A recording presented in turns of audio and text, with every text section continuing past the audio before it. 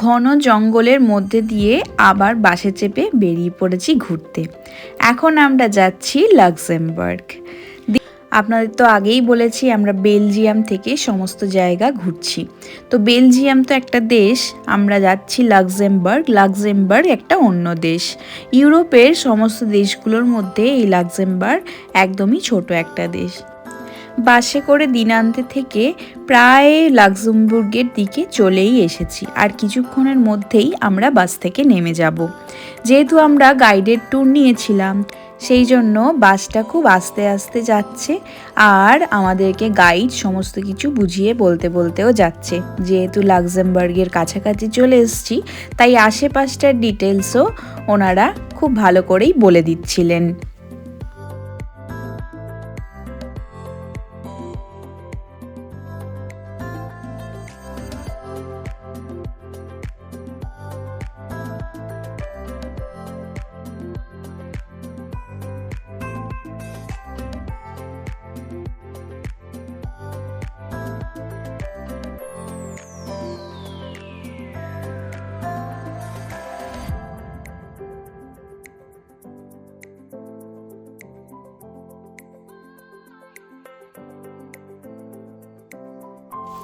বাস থেকে আমরা নেমে গেছি, আর এই চার্চের সামনেটা দিয়ে যাচ্ছি এখন গাইডেড ট্যুরের সাথেই।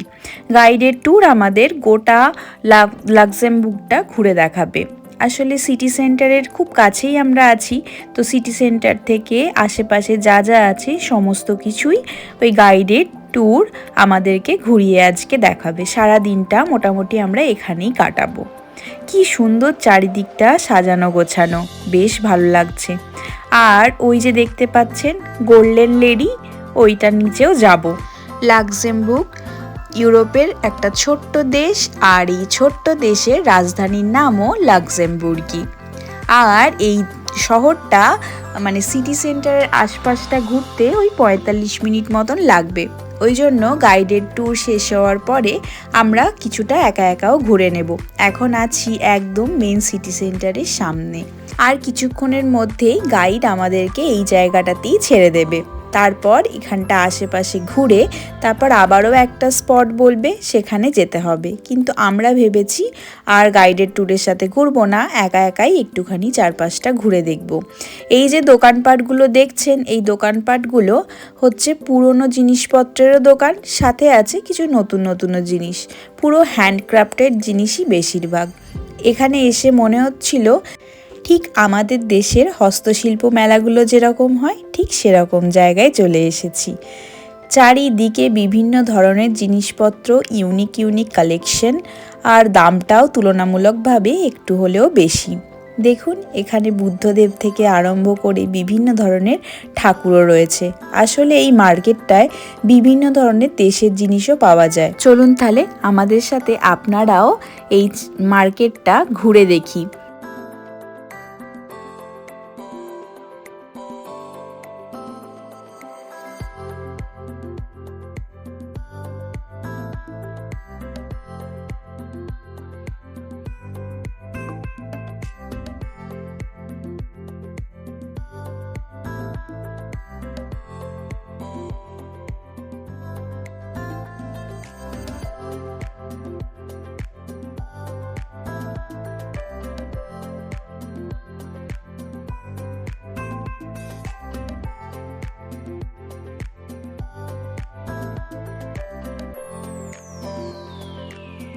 এই মার্কেটটা ভালোভাবে ঘুরে এখন আমরা এই দেশটার অলিতে গলিতে ঘুরবো, আর অলিতে গলিতে ঘুরতে ঘুরতে দেখবো এখানে কি পাওয়া যায়।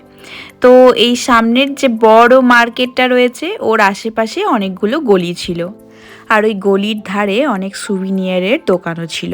তো ওখান থেকেই একটা দোকানে আমরা ঢুকে গেছি, বেশ ভালোই কালেকশন।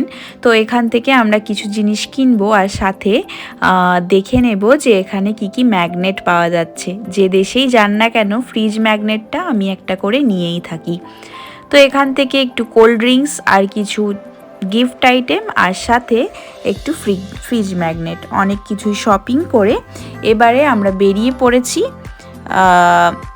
যাব সিটিটা ঘুরতে। আর এখানে সবথেকে বড় একটা জিনিস, সেটা হলো বাস, ট্রেন, ট্রাম, ওয়াইফাই, ওয়াশরুম সমস্ত কিছু ফ্রি। ও আপনাদের তো একটা জিনিস শেয়ারই করা হয়নি, লাক্সেমবুর্গ হচ্ছে ইউরোপের একটি সবথেকে ক্ষুদ্র কান্ট্রি, কিন্তু ছোট হলে কি হবে, এটার একটা বড় ধামাকা আছে। এই লাক্সেমবুর্গ ওয়ার্ল্ডের রিচেস্ট কান্ট্রির মধ্যে একটি। এবার রিচেস্ট কান্ট্রির মধ্যে একটি কি করে হলো এত ছোট দেশ হয়েও? সেটা হচ্ছে এখানে যে সমস্ত লোকজন বাস করে তাদের মাথা পিছু মাসিক আয় সমস্ত দেশের নাগরিকদের থেকে অনেকটাই বেশি। তো এখানের যারা যারা আছেন তারা সকলেই বড়লোক। সেই হিসাবে বলতে গেলে এই লাক্সেমবুর্গ হচ্ছে ওয়ার্ল্ডের নাম্বার 1 রিচেস্ট কান্ট্রি। চলুন তাহলে বাকি জায়গাগুলো একটুখানি ঘুরে দেখি। এই একটু আগে যে ভিউটা দেখাচ্ছিলাম ওইখানেই যাব, মানে এই নিচেটায় যাব, ব্রিজের নিচেটায়। খুব সুন্দর একটা পার্ক করা আছে আর ঘন জঙ্গলে ভরা, চারিদিকটা এত এত এত গাছ আছে, ওপর থেকে দেখে মনে হচ্ছিল নিচে কোনো রাস্তাই নেই। চলুন এইবারে এখান থেকে ওপরে উঠে যাব একটুখানি বাস ট্রামে চড়তে। যদিও বাসে চাপবো না, ট্রামে করেই এই শহরটা একটুখানি ঘুরে দেখি। আর এখানে তো আলাদা করে আমাদের টিকিটও কাটতে হবে না, তাই জন্য ওই সময়টা বেঁচে যাবে।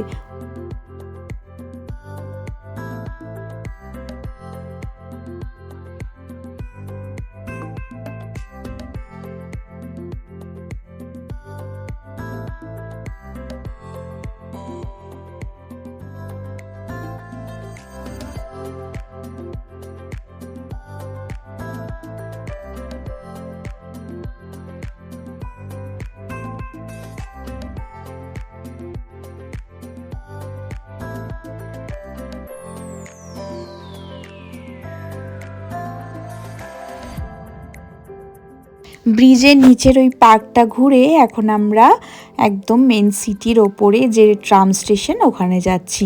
ওই যে দূরে দেখতে পাচ্ছেন ওইটাই হচ্ছে ট্রাম স্টেশন। ওখান থেকে একটা ট্রাম নিয়ে শহরটাকে একটু ঘুরে দেখব।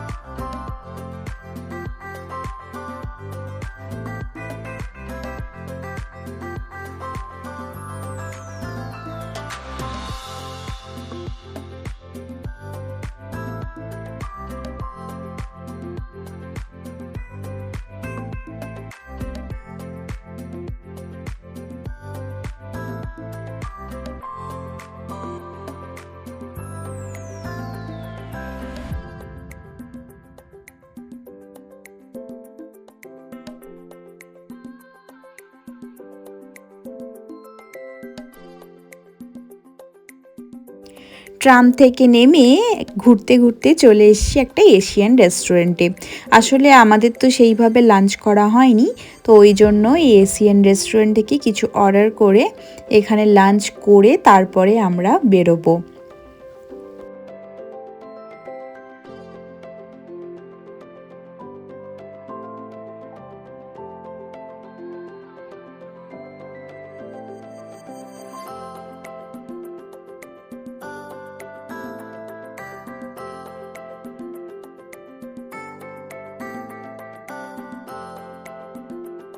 রেস্টুরেন্টের অ্যাম্বিয়েন্স খুব ভালো ছিল আর খাবারটাও ভালোই ছিল। এখান থেকে একটা পেপসি আর একটা ডোনার আর সাথে একটা এশিয়ান ফুড নিয়ে আমরা লাঞ্চটা সেরে ফেলেছিলাম। তারপরে ট্রামে চেপে আবার যেখানে আমাদের বাসটা আছে ওখানটাতেই ফিরে যাব। আর সময়ও হয়ে গেছে মোটামুটি বাস ছাড়ার।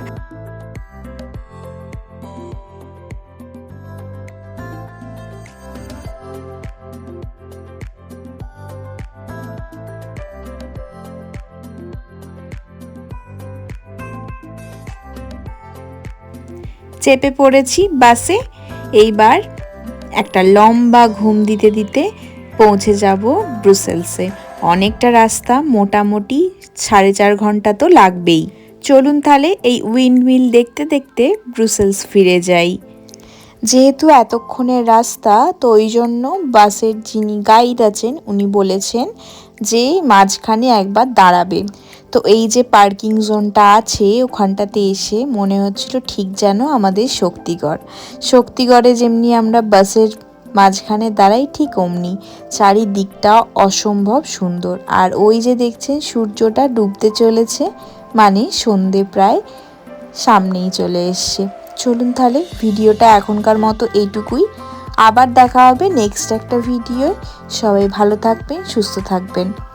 আর ভিডিওটা ভালো লাগলে একটা লাইক আর কমেন্ট করে দেবেন। এখনকার মতন বাই।